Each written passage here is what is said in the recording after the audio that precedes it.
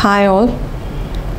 In this video, let us understand how the questioning as a teaching pedagogy can be effectively used in an ECE setting.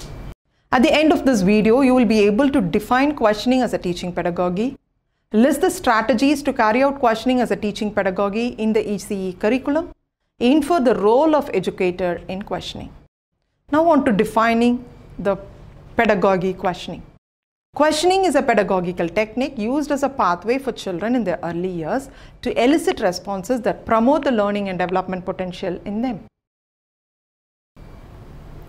It is an effective instructional practice in early childhood education if it leads to meaningful discussions and deeper relationship between the child and the facilitator. It is one of the most frequently used pedagogy in the ECE classroom that could elicit various responses by promoting different types of thinking among children. Moreover, as children in their early years use questions as a way of interacting with others, the pedagogy questioning no doubt would promote learning and development potential in them. What are the types of questions that can be asked? Two types of questions are generally used to elicit responses from children. They are open questions and closed questions. Though both these types of questions make various demands on cognitive and language skills, the open questions were found to be more effective. But why? Let us understand the types of questions and the responses that could elicit with an example. In open questions, there are no right or wrong answer. The answers or responses from the children depict their level of understanding. It also gives them an opportunity to express what they know, feel, and think. At times, open questions can predict the outcomes of a particular activity or an event. Whereas closed questions or questions, generally they have only one right answer. It requires the child to recall the information already acquired. And also closed questions are effective in assessing what a child knows but do not propel further learning. It generally closes off the options of expression and does not allow the further elaboration of thoughts and ideas. To better understand how the two types of questions elicit different types of answers, compare those two questions asked by the facilitator after narrating a story, controlling anger. The question 1 after narrating the story is that, do you get angry? The second question posed by the facilitator after narrating the story would be that, what would you do if you are angry? And now the question 1 has only one answer, either yes or no. It does not allow the child to think further or generate interaction. Whereas a question 2 would evoke various responses from the children like, if I'm angry, I throw my toy, I shout and scream, I beat my mom, I cry, etc. These responses in a way allow the child to promote their vocabulary as well as to emote their feelings. Further, these responses provide an opportunity to extend the conversation and thereby to elicit a host of responses by the facilitator even more asking, why do you get angry? What will you do if you throw your toys and the toy is broken? What will your mom do when you shout, scream or cry?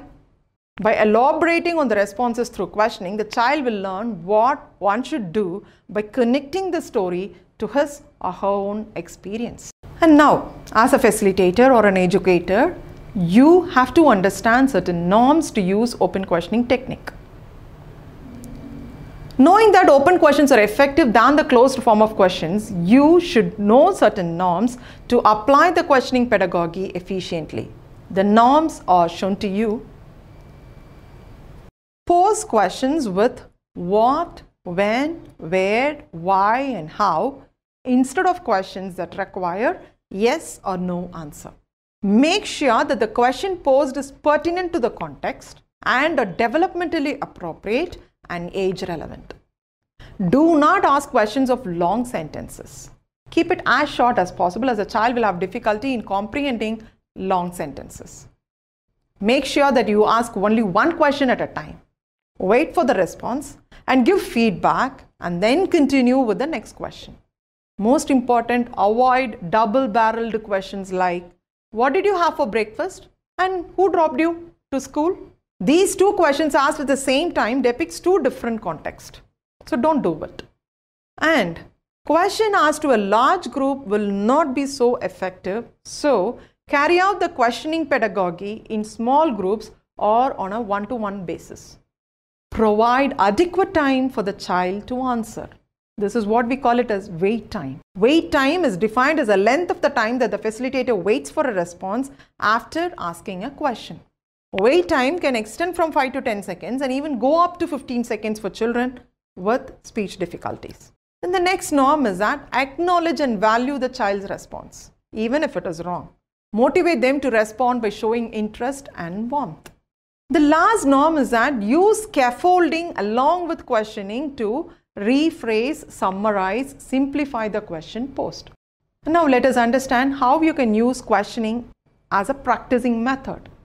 You know, the two basic purposes of using questioning as an instructional practice in an ECE classroom are to enhance a child's communication and language skills and to extend the child's thinking and learning potential. To accomplish these two tasks or purpose, questioning can be adopted in certain contexts. First one, it is to share ideas and understanding. The sharing of ideas happens when the child encouraged to question themselves, others and their environment.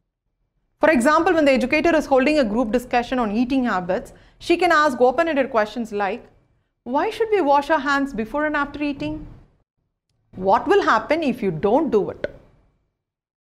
Then second, it can be used to make the child emote his or her feelings. For an activity to encourage the development of empathy among the children, the educator can ask, what will you do when you see a child crying nearby? And it can also be used to guess and predict things. Questions can be used to promote the child's learning potential by engaging them in active learning. While narrating a familiar story, maybe the hare and the tortoise, the educator could stop in between and ask them specific questions like, where is the hare going? Who runs fast? And why? So that the child guesses and predicts the right answer. It can also be used to recall experiences. Reflecting on any information already acquired, it may be a feeling or an event, that marks the learning potential of a child. The educator, while asking the children, what did you have for breakfast in the morning? And even whom did you play with yesterday?